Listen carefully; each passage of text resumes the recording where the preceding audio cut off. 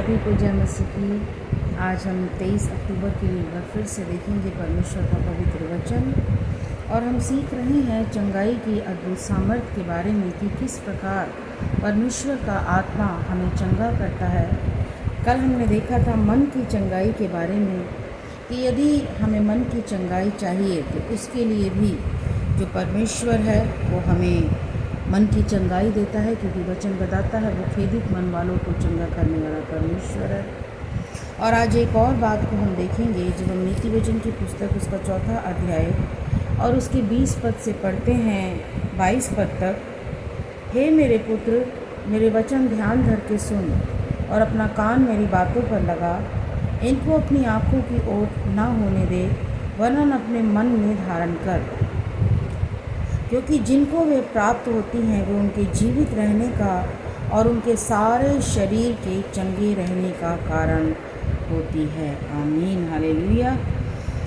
चौथी बात जो हम देख रहे हैं वो ये है कि यदि हम परमेश्वर के वचन पर मनन करते हैं, यदि हम परमेश्वर के वचन को अपने मन में रखते हैं, यदि हम परमेश्वर के वचन पर ध्यान करते हैं, उसे याद करते हैं, हमारा ध्यान उसकी ओर लगा रहता है। जैसे भजनकार कहता है भजन संहिता 119 के 97 में कि आहा, मैं तेरी व्यवस्था से कैसी प्रीति रखता हूँ कि मेरा ध्यान रात और दिन उसी पर लगा रहता है।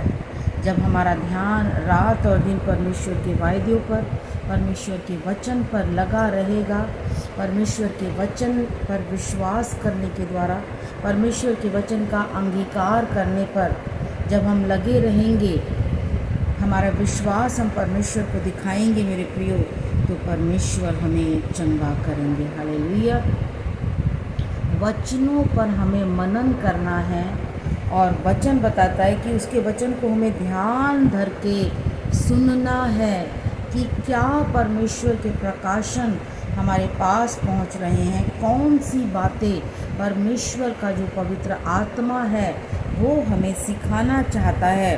और साथ ही साथ वचन कहता है कि तुम्हारे जीवित रहने का और सारे शरीर का, हालेलुया, थोड़े कम ज़्यादा की बात यहाँ नहीं हो रही है, सारे शरीर के चंगा रहने का कारण होता है क्या? परमेश्वर का वचन। जब हम उस वचन पर मनन करते हैं तो हम चंगे होते हैं। जब हम उस वचन को बोलते हैं तो हम चंगे होते हैं। जब हम उन वचनों पर ध्यान देते हैं तो हम चंगे होते हैं। हालेलुया। क्योंकि वचन के द्वारा हम उसकी प्रोटेक्शन में आ जाते हैं, वचन के द्वारा हम पाप से बच जाते हैं। वचन को जब हम अपने हृदय में रख लेते हैं तो पाप हमारे जीवन में नहीं आ पाता, और जब पाप हमारे जीवन से दूर हो जाएगा मेरे प्रियो, तो बीमारियां हमारे जीवन में नहीं रहेंगी। हालेलुया। और फिर उस परमेश्वर के वचन के अद्भुत सामर्थ्य के द्वारा हम चंगे होंगे और हमारे परमेश्वर की महिमा होगी। God bless you. तो आप सबको आशीष दे।